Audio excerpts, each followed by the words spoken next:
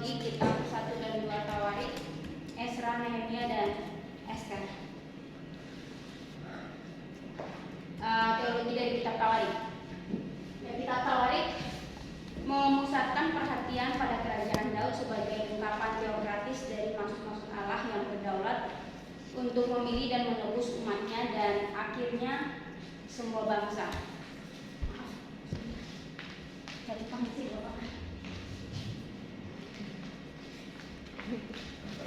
Oh, ya, terima kasih.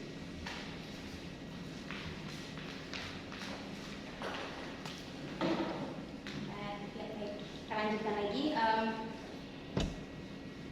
Karena banyak mengambil dokumentasi sejarah maupun teologis dari kitab Samuel Raja-Raja, penulis Tawarik mendekati tugas historiografisnya dengan pengetahuan dan tafsiran-tafsirannya sendiri dan menghasilkan satu karya yang memiliki cap atau merek teologis sendiri. Pada dasarnya keunikan Tawarik terletak pada keunikan pesan teologisnya. Pernyataan yang tepat mengenai tema dan tujuan kitab Tawarik ialah kedaulatan Allah dinyatakan melalui kerajaan Daud dalam zaman Perjanjian Lama. Kerajaan ini sebagai ungkapan dan perkembangan kerajaan imam dalam Perjanjian Musa atau Perjanjian Sinai diciptakan menjadi contoh pemerintahan teokratis Allah di bumi dalam sejarah dan untuk mengantisipasi pemerintahan zaman yang akan datang dari putra dinasti Daud yang diurapi. Jadi kitab Tawarik membicarakan pribadi dan karakter dari Allah, umatnya yang teokratis, hubungan-hubungan yang mengikat mereka bersama dan karyanya yang sekarang maupun yang akan datang di tengah-tengah mereka dan demi kepentingan mereka. Allah dilihat dari sifatnya, penulis Tawarik secara khusus memilih 3 aspek ini. Yang pertama, dia mutlak kudus, sifat yang ditetapkan bukan melalui pernyataan melainkan melalui deduksi. Ini tampak nyata ketika Usa secara sembrono memegang tabut Allah yang kudus, dan karena melanggar keputusan tersebut ia mati. Melanggar keputusan tabut Allah, lambang kehadiran Allah, sama artinya dengan menginjak-injak tempat yang kudus. Sifat berikutnya Allah ada atau benar, sifat yang memberikan dimensi moral terhadap keputusan. Kepada Nabi Semaya yang menyampaikan pesan menakutkan bahwa Sisak akan memperandakan Yehuda, Rehabeam, dan para pemimpin negeri itu berkata, Tuhanlah yang benar. Dosa-dosa mereka telah mendatangkan pembalasan ilahi, suatu kenyataan yang sepadan dengan integritas Tuhan sendiri. Akhirnya dan sejalan dengan keputusan dan kebenarannya, Tuhan adalah Maha Tahu, khususnya berkaitan dengan pikiran dan niat dari hati manusia. Ia yang benar menuntut integritas batin dari hamba-hambanya. Keberadaan Allah yang tidak ada banding nyata melalui banyak cara, tidak kurang melalui kuasa Tuhan yang tak terukur. Ungkapan paling lengkap dari kuasa Allah ialah kedaulatannya. Satu aspek dari pribadi yang ditekankan di seluruh kitab Tawarik. Daud jelas tidak ragu mengenai kedaulatan Tuhan, seperti ditunjukkan melalui doanya pada saat persiapan pembangunan bait suci.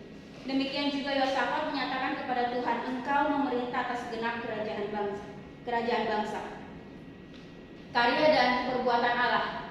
Para sejarawan dan para nabi tidak menyangkal bahwa Allah mereka menyatakan diri melalui karya-karya atau perbuatan-perbuatannya. Mereka tidak hanya melihat dia sebagai pemerkasa yang berdaulat atau atas proses sejarah, tetapi dirinya melalui proses-proses itu, khususnya ketika memilih, menebus, dan menyelamatkan. Dalam kasus Tawarik, tindakan-tindakan ini dianggap untuk membela kepentingan umat Allah dan dilaksanakan dengan rujukan khusus bagi bangsa-bangsa. Mengenai Israel, para pemikirnya memahami bahwa ia merupakan umat khusus Tuhan berdasarkan penebusannya yang agung, suatu demonstrasi kemurahan hati yang agung dari anugerahnya.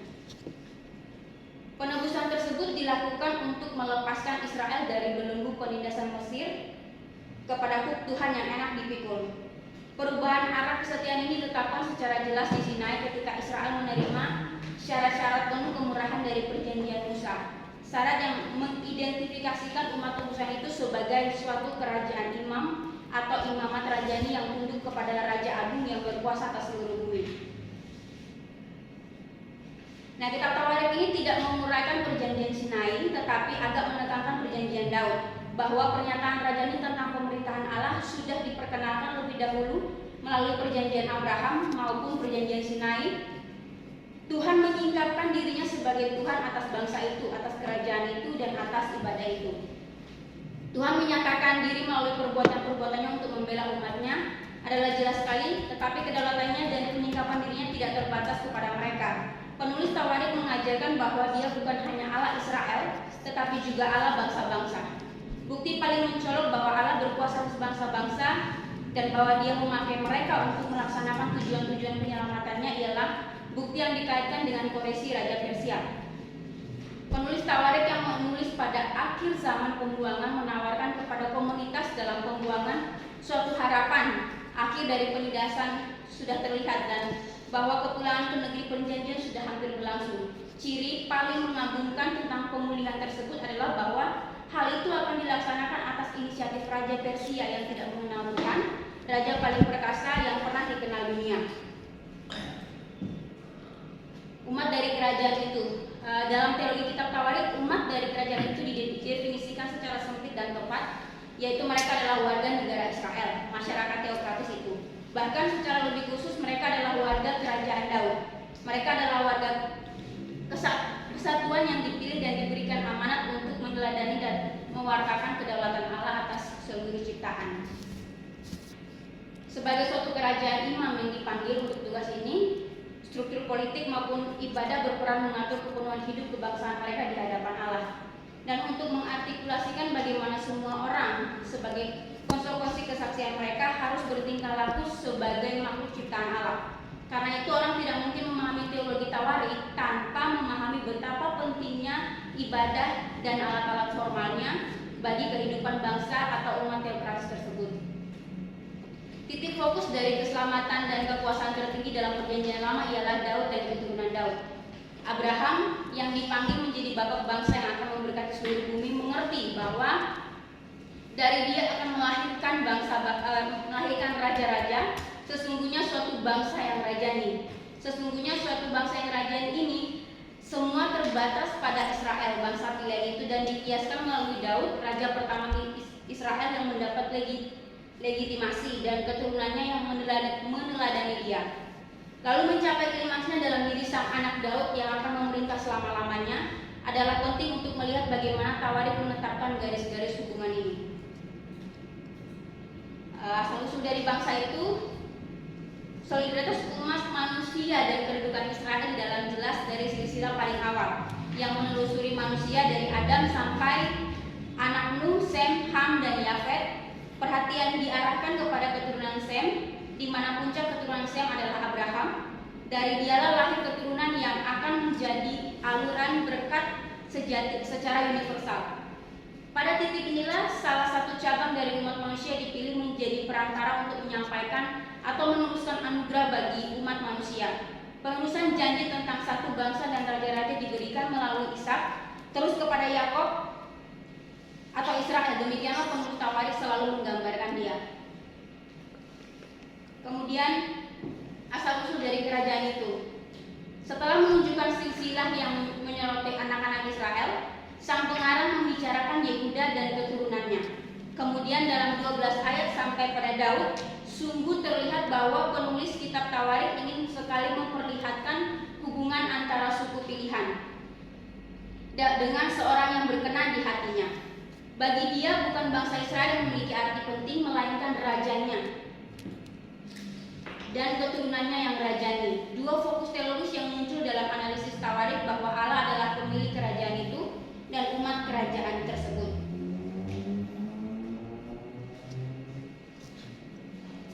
Aspek berkuasa dinyatakan melalui janji, aku akan membuat engkau menjadi bangsa yang besar dan memberkati engkau, seperti di dalam Perjanjian 12 ayat 2, janji yang diberikan kepada Abraham. Dan kata-kata keselamatan sebagai kelanjutannya, aku akan memberkati orang yang memberkati engkau dan mengutuk orang-orang yang mengutuk engkau, dan olehmu semua kaum di muka bumi akan mendapat berkat. Abraham akan melahirkan sebuah kerajaan, satu bangsa yang akan menjadi saluran bagi karya keselamatan Allah di dunia. Dengan makin terinci, Tuhan melanjutkan menyatakan janji-janji untuk menjadikan mereka bangsa yang akan mengantarkan keselamatan.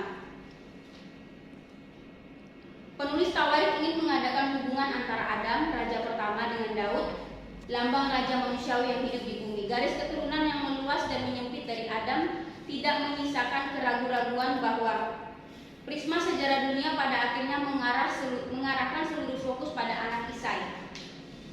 Nuh, Adam kedua memperanakan 3 putra, salah satunya Sem, diasingkan dari 2 saudaranya yang lain sebagai contoh strategi pilihan dari Allah. Generasi dari Sem merupakan 3 anak laki-laki, Tera, Abram, Nahor, dan Haram. Dari antara mereka lagi-lagi hanya 1 yang dipilih, yaitu Abram. Bapak dari bangsa Ibrani ini mewariskan atau meneruskan janji-janji dari perjanjian Allah hanya kepada 1 anak, Ishak, yang juga mewariskan janji-janji itu hanya kepada 1 anak lagi, yaitu Yakub. Pada akhirnya terbentuklah konfigurasi bangsa, tetapi itu merupakan bangsa yang terdiri dari 12 suku, puluhan marga, dan ribuan keluarga. Proses penyempitan harus dilangsungkan terus sampai 1 keluarga dan 1 anggota dari keluarga itu dipilih dan dikhususkan.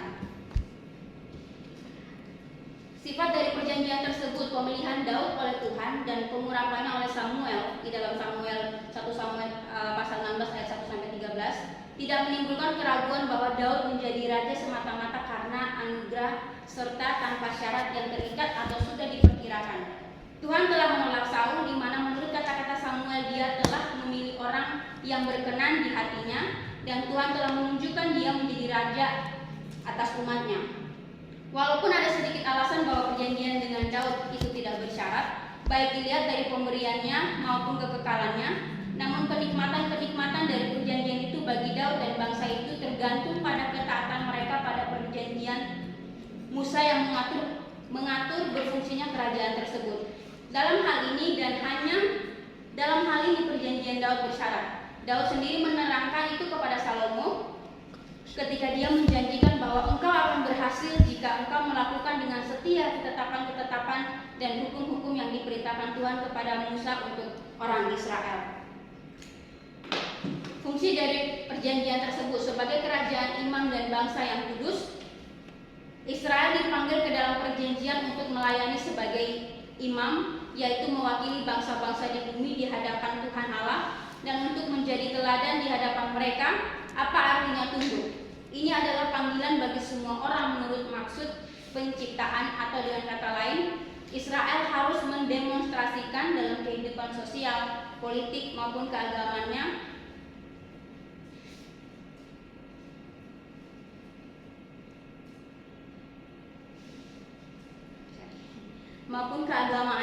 apa artinya menjadi umat tebusan, sehingga ia bisa menarik semua bangsa kepada Tuhan Allah yang menciptakan mereka dan yang berhasrat memulihkan mereka pada kemampuan untuk memenuhi perjanjian Allah.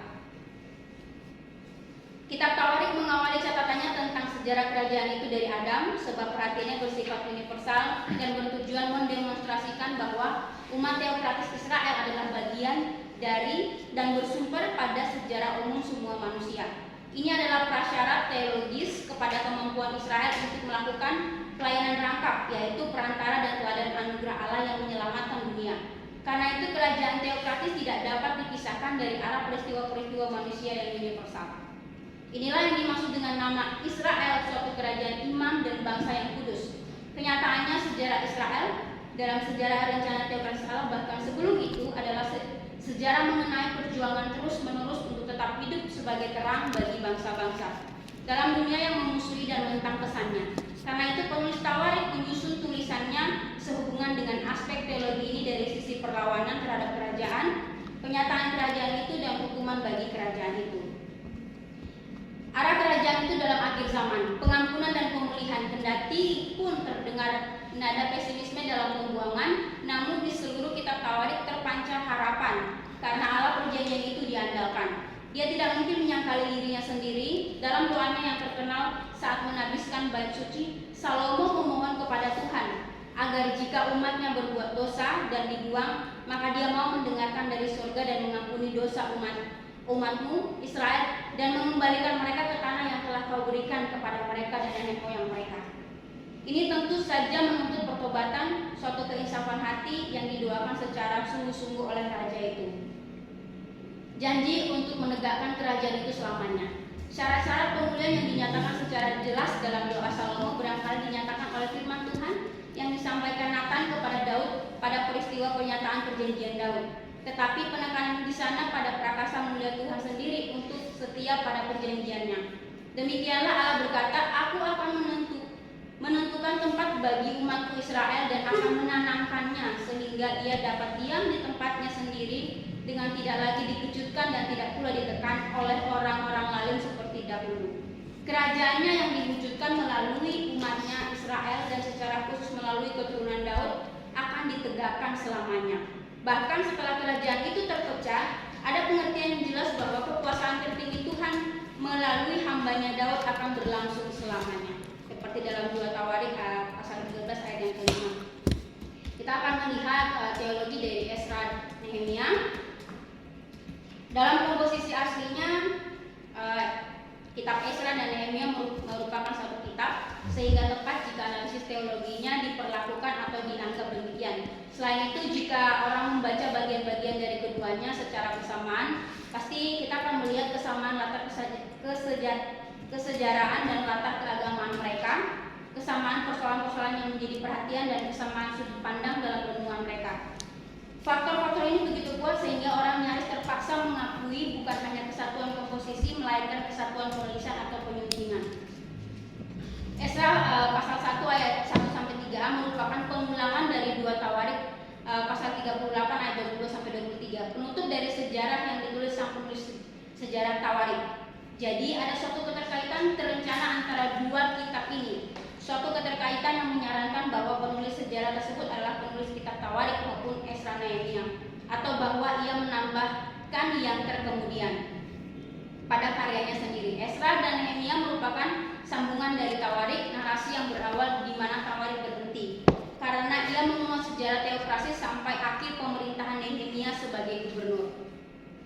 Tanpa peduli pandangan orang tentang kepengarangan Ezra Nehemia dan hubungannya dengan kitab-kitab Tawarik, sudut pandang teologis dari seluruh koleksi itu pada dasarnya sama. Pesannya ditujukan kepada komunitas Yahudi pasca pembuangan yang ingin tahu apakah ada harapan pemulihan politis maupun keagamaan. Tema utama ialah bahwa sungguh ada harapan, tetapi harapan itu harus diwujudkan melalui pembangunan kembali bait suci, pemulihan pemujaan atau ibadah dan keimaman. Hanya apabila kaum yang sisa menjadi bangsa teokratis yang dibangun di atas perjanjian yang diadakan oleh Tuhan dengan nenek moyang mereka dan setia kepada perjanjian tersebut, maka mereka dapat membangkitkan pondok Daud atau keturunan Daud dan meneruskan kembali peranan perantara mereka di antara bangsa-bangsa di bumi. Karenanya Ezra dan Nehemia terbeban untuk menjelaskan, yang pertama, pribadi dan karya-karya Allah, yang kedua, identitas dan fungsi Israel sebagai umat perjanjian, dan yang ketiga, sifat perjanjian itu dalam zaman pasca pembuangan. Kitab Ezra dan kitab Nehemia berisikan pesan harapan yang disertai syarat bahwa bangsa itu bersedia menegakkan kembali dasar-dasar perjanjian di mana mereka telah dibangun dan bersedia menerima sungguh-sungguh mandat untuk menjadi kerajaan iman dan bangsa yang kudus. Tema teologis penting dari kitab-kitab itu justru terletak pada kaitan antara janji-janji purba Tuhan dengan harapan-harapan masa sekarang maupun masa yang akan datang dari umat pilihannya. Komunitas pasca pembuangan itu kecil, tetapi Allahnya adalah besar. Bersandar kepada Allah seperti itu akan memberikan jaminan masa depan lebih mulia dari apapun pada masa-masa yang telah lewat. Kemudian kita akan melihat lagi teologi dari kitab Ester.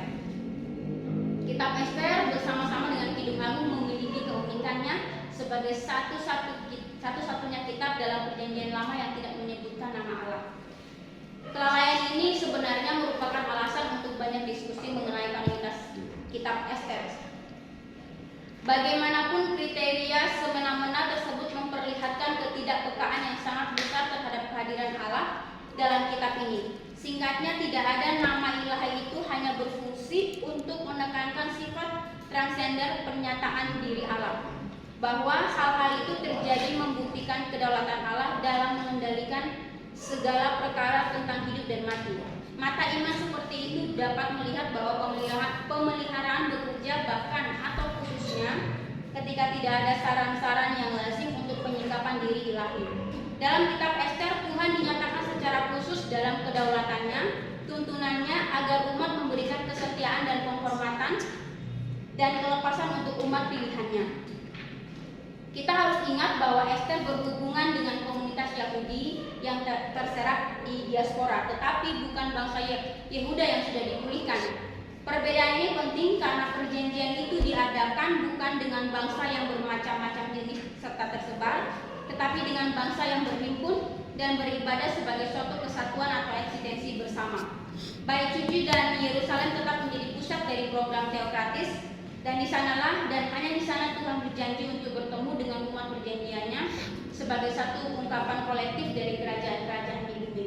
Karena itu perjanjian adalah sangat penting dalam teologi Esra Nehemia, tetapi hanya memiliki kepentingan yang minimum dalam kitab Ester. Walaupun tidak disebutkan namanya dan ia bekerja di balik layar, Tuhan adalah pokok sentral dalam kitab Ester, sebab hanya kehadiran dan kuasa ilahi yang dapat menjelaskan secara memuaskan perubahan radikal keadaan-keadaan yang menjadi alur utama dari kitab tersebut. Bangsa Yahudi yang terserak dalam pembuangan tetap menjadi bangsa sekaligus hamba, dipanggil dan ditugasi untuk melayani Dia dalam pekerjaan penebusan secara universal. Karena ketidaktaatan mereka berulang-ulang terancam. Cerita indah tentang Ester menunjukkan kebenaran teologis penting bahwa maksud-maksud Allah tidak mungkin dihalangi, sebab Dia selamanya setia pada perjanjiannya dengan bangsa yang dipilihnya secara berkala.